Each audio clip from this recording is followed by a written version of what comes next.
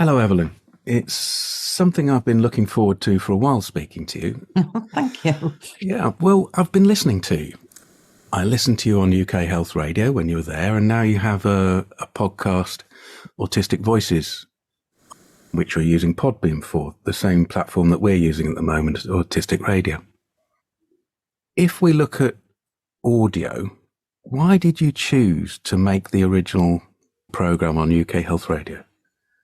So I've been wanting for years to get Autistic Voices onto, as in people's voices who are autistic. On many, many years ago, I did a radio course, a community radio course, and I did it on live bands, and I loved it. And I fell in love with the medium of radio. And I'm somebody who loves listening to podcasts and loves listening to stories and loves listening in general.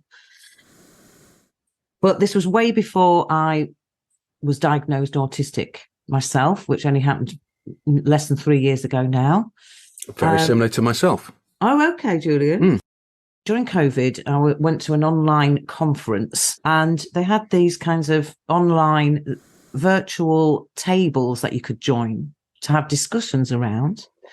And there was a guy there who is the senior producer of UK Health Radio. So I thought, oh, good, well, I've got his ear.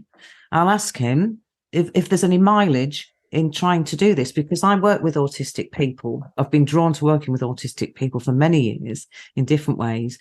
And I found that every individual I spoke to had a very different story. There was lots of similarities, but a hell of a lot of differences. And so I thought, wouldn't it be wonderful to get people talking about their experiences, the good, the bad, the ugly, and the beautiful, out on radio, so that people can actually be educated by individuals who have experienced this themselves or by organisations who are working with autistic people. So was it also a matter of connecting people together into a community? Yeah, well, do you know what? That kind of came next. I was working with lots of individual families, and I was hearing lots of individual stories, and I wanted also to educate. But the result of that was that I started to meet people from all over the world doing all sorts of amazing things, and realising that there's an enormous tribe of people out there.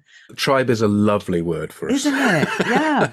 and I got so inspired by everybody that I was speaking to that I started to think, you know, what would be really nice, and what I'm still planning to do is to do an annual gathering with a dinner and get people together with their families, bring their kids, bring their spouses or the parents or whatever, just to sort of meet in the real world and have a sort of annual, I don't know, dinner with people, can talk about what they do, can have speakers on if people want to do that or promote their stuff, but just to build that community on the ground. Sounds a bit like what we do with Autistic Radio Days.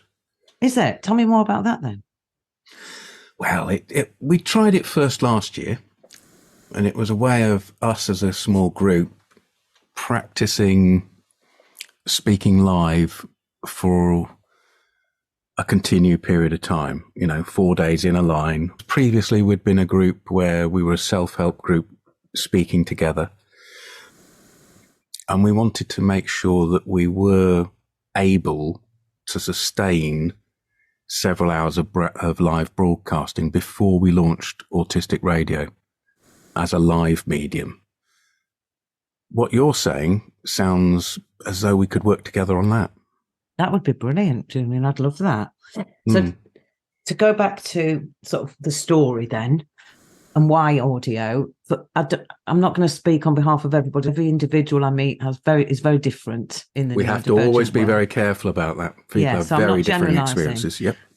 For me personally, the reason why audio works so well for me is that I've got really creative imagination, and it relaxes me to listen to people's stories and create pictures in my head and sort of go on journeys. I'm also a hypnotherapist, and it's probably for the same reason, because you create journeys, you create visuals, you create pictures in your mind. And I just really love that. I really thrive on that. So it's different from YouTube, isn't it? Yes, I have YouTube as well, but YouTube's a bit more about so people can see who I am, and I can promote different things that we do. And also some of the Autistic Voices have agreed to go on YouTube. So I always record my interviews on Zoom. So we have visuals as well as audio. And I ask people, would they be happy for the visual to go out? Because some people out there prefer to see you and connect with you in that way. So I think it's good to have the two, but I'm just a massive fan of audio. I listen to something called The Moth a lot, which is an American thing where people get up on stage and they have a short period of time to tell a story from their life. And it's so incredible. There's people from all over the world, and I'm really inspired by that too. Oh, that sounds interesting. I think The Moth. Yeah. Okay. Yeah, so, and they've got a Moth podcast now, but it started on like stage. So it happens live, and then they put it on YouTube, and now it's got a podcast you can listen to as well. And some of them are for sort of like 5, 6, 7 minutes. Some of them are for like 40 minutes. They're all different, and they're on all different topics. And they are people literally from all over the world telling a snapshot of a story in their lives. So we'll put a link into that on either of our. It's wonderful. Yeah. Anyway, so with the, it just felt too good an opportunity to be sitting at a virtual table with Johan, who was the senior producer of UK Health Radio. So I asked him whether he thought there was any mileage in putting Autistic Voices onto a radio show, and he loved it. And then we met, and then I went into a bit of autistic meltdown because he said, no, you have to create the whole show yourself, and you just send us the final version. And I was thinking, I don't know where to start. And, So it wasn't live on UK Health Radio. No, it was essentially a podcast being, pre-recorded. So basically they sent me the jingles and stuff, the adverts, and then I had to find ways of putting it all together, editing it, putting the music in. So it was like putting together a huge jigsaw puzzle. And the editing is very difficult, isn't it? Well, I've got used to it now, but initially it was just my brain wasn't processing it. And so it took me weeks and weeks and weeks and several moments of too much coffee and going, I'm never going to be able to do this. But I just persisted. In the end, I contacted one of the other presenters from UK Health Radio. He was a lovely guy in America, and we had a Zoom and I found that really helpful because he could then share screens and he could show me a few things, how to do the editing, which was just not computing by reading it. And so I found that massively helpful. And then the more I did it, the more mistakes I made, the more I learned from them, the more frustrations, the more determined I got. The typical autistic way. Again, this was pre me being diagnosed as well. Wow. And then, during that process, I went for an assessment and got my own diagnosis. So that was a bit of a revelation and also not a surprise. Do you think it was speaking to some of your guests that led you towards the revelation? I think partly that, and also previous to that, about 3 years ago, I left a job where I was a senior member of staff. I was a assistant head teacher in an autistic school, and I'd been really drawn to working with autistic young people for many years. And other members of staff there, including the head, would say, "But you're clearly autistic," and I'd be like, "Well, am I? Or really?" So it had kind of planted a seed, and So when I was assessed, there was a part of me right up to the hilt that was like, "Well, I might be, but I might not." I'm really open-minded about it. And you know what, when I was diagnosed autistic, I was really celebratory about it. Yes. I found myself feeling really happy about it. Yeah, people do say that, don't they? A lot of people, I think, some people struggle initially. One person I interviewed for the podcast the other day, Benna McCartney, actually says on the podcast that she felt a sense of anxiety about, whoa, I thought there was something broken about me that could be fixed. Oh. And finding out I was autistic meant coming to terms with I'm not fixable. Yeah. But now she's, so I think it's really important to highlight that sometimes people do struggle with diagnosis. I work with a lot of young people who really struggle with that because they're young and they want to be like everyone else, and they feel that it's something that sets them apart from their peers, and it can be really difficult in terms of coming to terms with their identity as an autistic person or a neurodivergent person. So not everyone has I think us late diagnosed people might have a different experience. Yes, I think I think that's very wise. It is a very personal experience. But most of the people I've interviewed for the radio and then the podcast after that have been really happy, and it's just a sense of, I'm not going to say relief, it's not relief, but a sense of everything slotting into place. Let's put it that way. Yeah. Personally, the diagnosis wasn't the most important thing to me. I decided to go for a diagnosis, but it was the revelation, it was the realization that made the biggest difference. Yeah, I agree. The word identity is important to me when it comes to autism, because prior to realizing I was autistic, I don't think there was anything as identity that I would have held on to. Yeah. Not nationality or race or any of those other things that often give people identity. Autism was the first time that identity made sense for me. Yeah, I think the same for me, to be honest. Yeah, 100%. Yeah. Okay, and then so Autistic Voices did well on UK Health Radio, and I made 26 shows.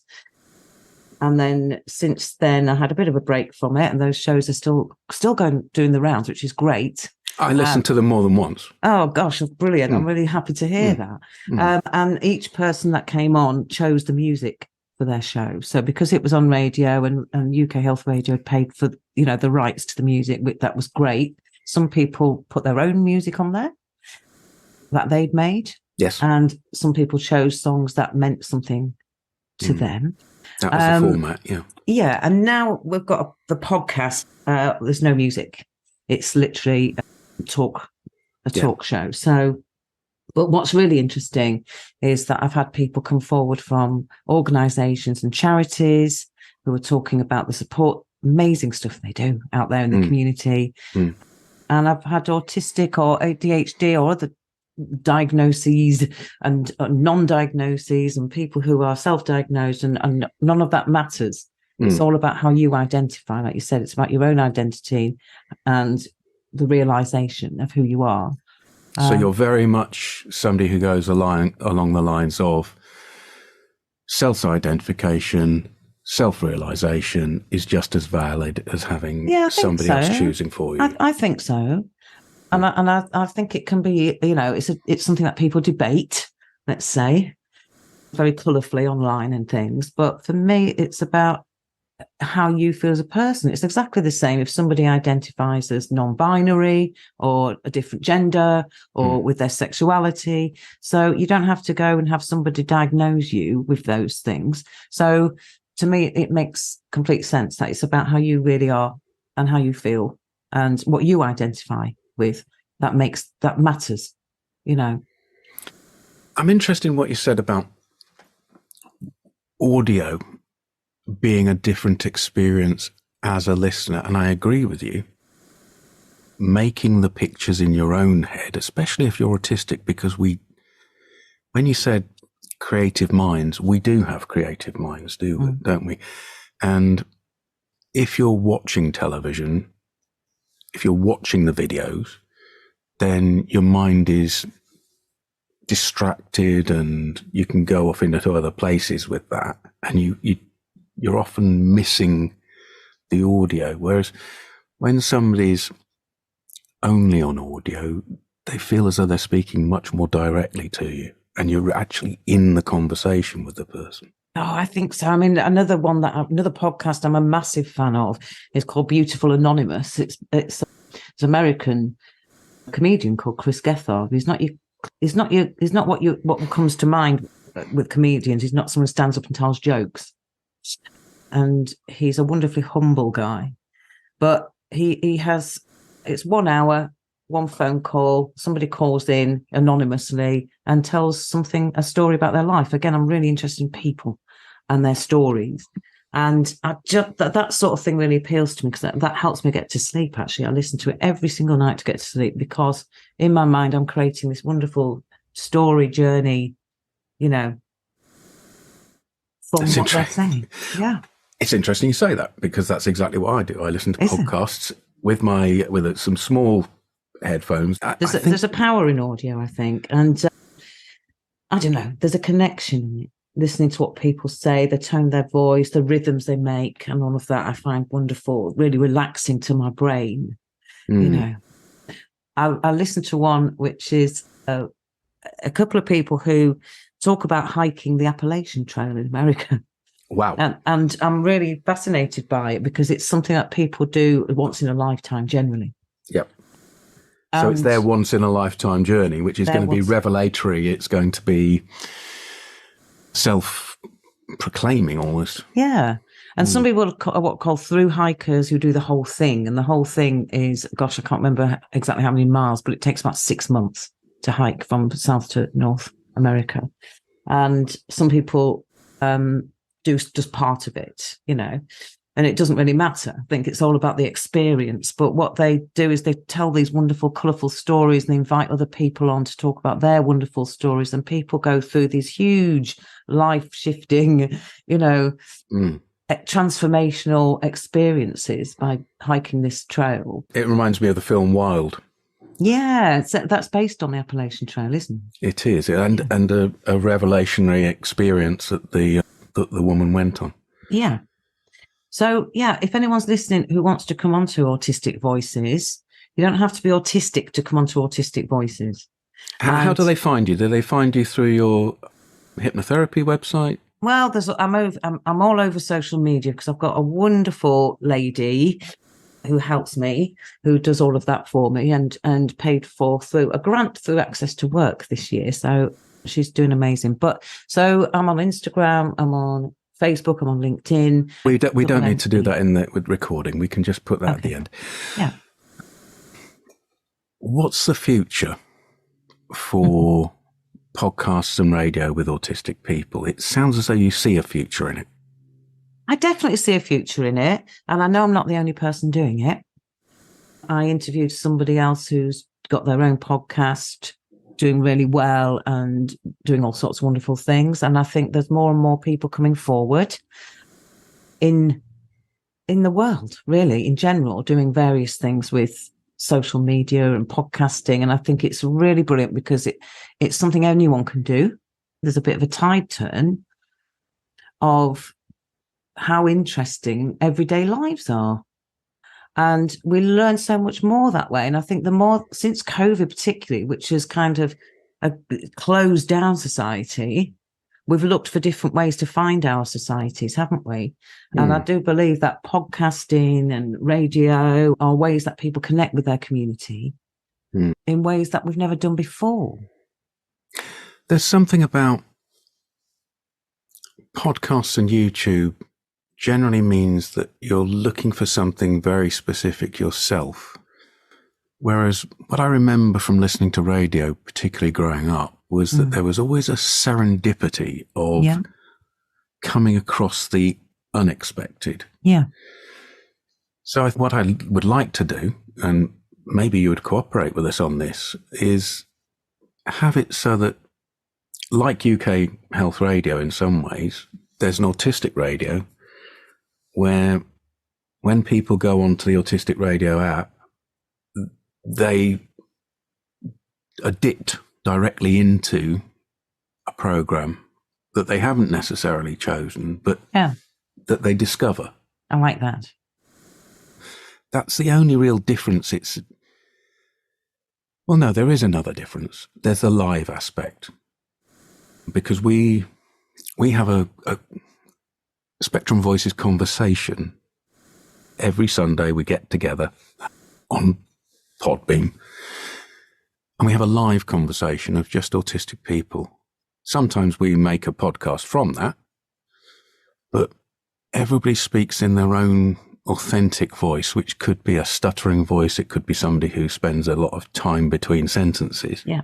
But it also means that when somebody comes on the radio as a guest, they can hear in advance that it's not this slick, difficult thing to do. Yeah, I think that's really good. Yeah. I think it's really important. And it was always something that I wondered about when I was editing. So It's a question, isn't it? Do you do live or do you do pre-recorded? And with Autistic Voices, the reason I pre-recorded it, well, first of all, was I didn't know how to do it live, and it was the only option for UK Health Radio. But I do think there's a real space for people to choose, if they want to come on live and just talk with their authentic voice. And I don't edit everybody's stumbles out either.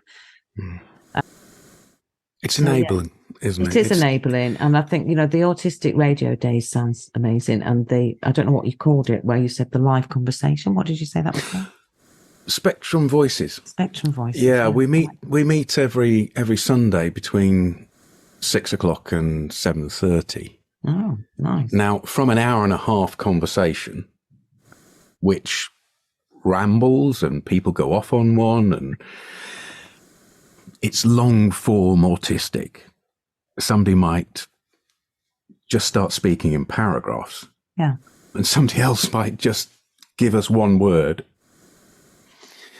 We also have somebody who mostly joins by text. And I'm interested in enabling people who use alternative methods of communication. Yeah. They used to be called non-verbal, yeah. which doesn't feel good. That changed to non-speaking. And I'm hearing from the people themselves that has a negative to it with the word non. Yeah, I mean, it's language, isn't it? Language is difficult, and it's something that's debated all of the time. Talking about that, though, I just wanted to talk about, so in my other life, when I'm not podcasting, my passion is for providing accessible therapeutic services to kids. Well, what we'll need to do is we'll need to have you come and talk about that as a complete subject. I think it's great that you've got people who can text in or can communicate in their own way with engaging with the program, because I think that sounds awesome. It's early days, and we also have to have permission from people to join us in their own way. Of course. So many people have been offered opportunities short term, and then they've found that for one reason or another, the constancy that they need stops, and they get the feeling of being dropped. I think totally relate to that. Yeah. We as autistic people perhaps feel that a lot. There's a big enthusiasm. Yes, we'll get involved in you. Yes, we'll do this. And then the emails stop. The conversation dies down. And it was speaking to an autistic person, or a person who uses alternative communication, was a fad for a while, an interest for a while, and then it feels as though you get abandoned. Yeah, that's making me feel sad. Yeah. And that's not what I want people to feel. We have to do the opposite. I really want to create opportunities for those that want to actually come together and meet in the real world. To, even if it is once a year, those people might go off and then form their own relationships outside of that. They might find things in common. They might want to stay in touch with each other. You're aware about Autscape, aren't you? No. It's the entirely organised by... Sorry, I need to say that again. It's autistically led, but not in the sense that there's somebody else behind it and there's a few token autistic people. It's completely autistically organised. Nice. By a group of people. It's an organisation and a charity and a conference. Okay. They're meeting up this year at the Hayes in Derbyshire. Oh. It's a 3-day event, I think. Well, I never. Fantastic. I must contact them. Autscape.org. Nice. I'll have a good look at that. Thank you for letting me know about that, Julian. Are you going to their thing in Derbyshire? I'm not, no. I'm in Scotland, and unlike you, I do prefer the online world. I prefer the online world. I definitely do. I absolutely embrace the online world, and I own all of my work is done in the online world, and I love that. I'm even looking into, get this, I'm looking into the possibilities with using virtual reality as well to create kind of online. Yeah. I just think I really like the idea of offering it as an option, not as the only option, as an option for people to meet each other in a virtual space as well. And I'm thinking, of experimenting with that with therapy rooms and things. But that's just a seed at the moment. Right, so that's the second conversation I need to have with you. So that I can speak with you about your work we'll do with hypnotherapy. And I also need to speak to you about some of these wild ideas that you have out there. I just think it's amazing. But anyway, that said, I do think that there is space for people who want to come together and meet each other in the real world. And I do think that would be wonderful. And even if it's a celebratory event that's organised and has got structure to it. And I'm a massive fan of outdoors as well. So somewhere where people can actually enjoy that too. Going back to Autistic, it's a very specific organisation, a very specific group of people, and it's fragile. It needs to continue its own authenticity. Yeah, and I appreciate that. I was thinking I might try and get them on the podcast. They can come and talk about what they're doing. Well, I think that would be interesting, and I'm sure that your listeners will be interested. Yeah. It's something I would like to do. So far, my contact with Autistic has been offering to speak as a speaker at their conference, but I haven't been successful yet. Yeah. They're very, very limited slots, and they're a close-knit group. Yeah. And I appreciate that. And it's about, keeping it intact, like you said. So what I wanted to do is present about radio, the conversation that we've been having today. I'm offering to enable other autistic people who, as you said earlier, are often nervous about putting their voices out there. I'm offering to have them come to meetings with me, teach everything I've learned about podcasting and radio so that they can then either join shows or make their own shows or even set up their own radio station if they wish. That's what I would like. So that's what I would have liked to have present to Autistic this year. I don't expect them to say yes, because I think sometimes it feels as though it's another organisation crashing in on them. Always, it's worth reaching out to other organisations. I agree with you. But there's something about the late diagnosed group. We have a reputation amongst established autism organisations and autistic organisations that, oh no, here comes another one. A newly diagnosed person who thinks they know everything about autism and they're going to disrupt. Yeah. Do you get that sense sometimes? No, I haven't had that personal experience, but then I'm not approaching organisations in that way, I guess. It's not something I've come across, but I can understand it as well. It's like anything, isn't it?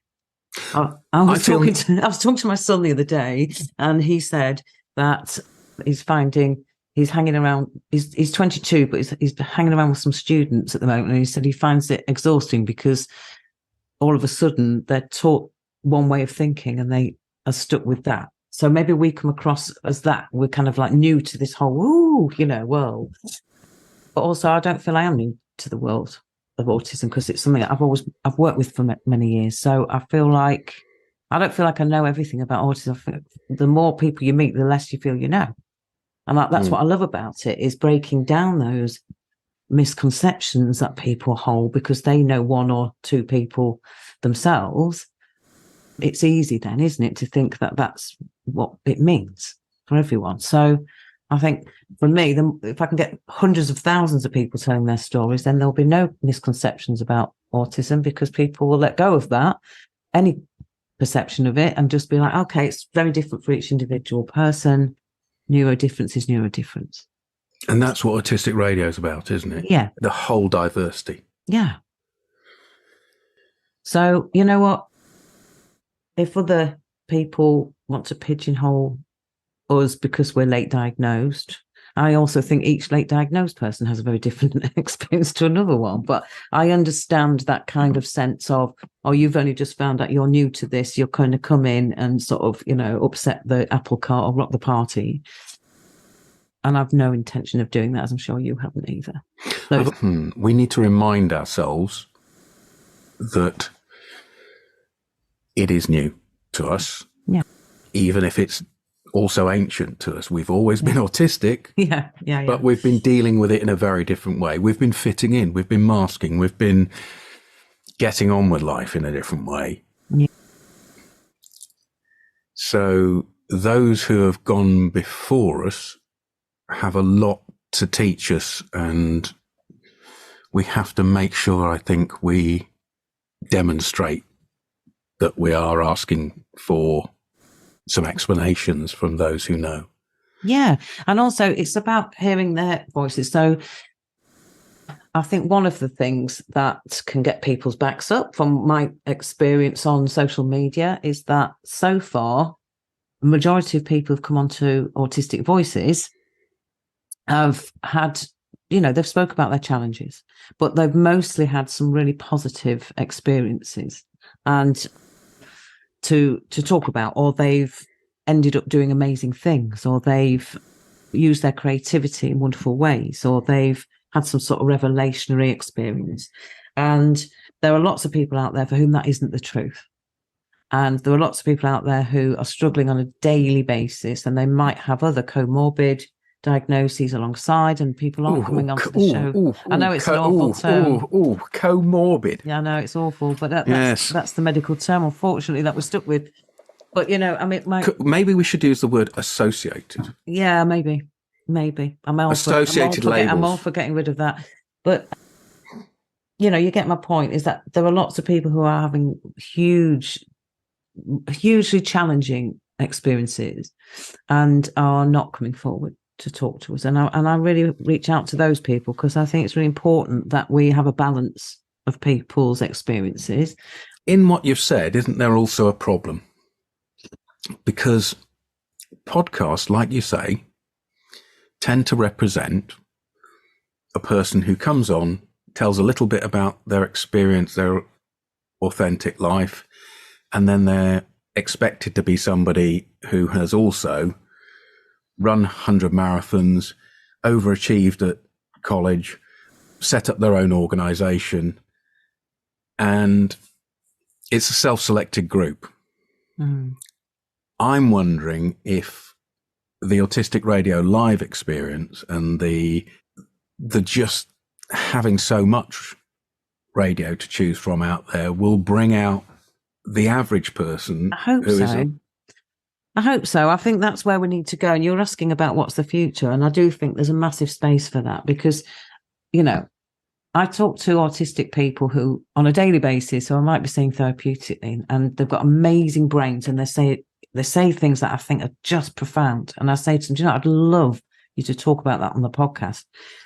And they just won't do it, because they're not polished, and they don't have logical trains of thought. Things might come out in bursts, and they might have various processing styles that aren't linear or whatever. And I think we really need to hear these people's stories. That we just need to hear them talk. It doesn't have to be their story. Just hearing them communicate who they are. This conversation is about audio, it's about podcasts, and it's about live autistic radio. Oh.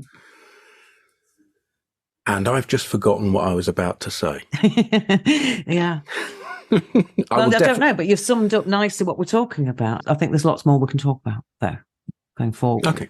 We'll talk. We'll see whether we can cooperate together. we'll probably ask you at some point if we can broadcast some of your podcasts. Yeah, of course you can. I'll give you permission live on air now. You can broadcast as many of them as you like. Right. Well, that's really kind of you. And, we have a small group of the things that we've finished out there, but the majority of the stuff we haven't actually published yet because we're making a lot more than we publish. I'm sure you are. But feel free. And if you do, all I ask is that you send me a link so my social media assistant, Jackie, can get them out as well and promote them on your side of things. So I don't do social media. So if you do any kind of social media, it will be helpful to us. Yeah, so we'll be helping each other. Different people will find us in different places. They do, yeah. In fact, like you said about serendipity, I do have that. I do believe that you find things as you are meant to find them and where you're meant to find them. So the listeners of everybody, the listeners on Spectrum Voices, the listeners on autisticradio.com, the listeners on Autistic Voices with Evalynne Charmer. You heard it here, a cooperation in audio for all of us. Absolutely. I'm all for that. Thanks for your time. We will speak again, I'm sure. Thank you, Evalynne. Thank you. Take care. Have a good day.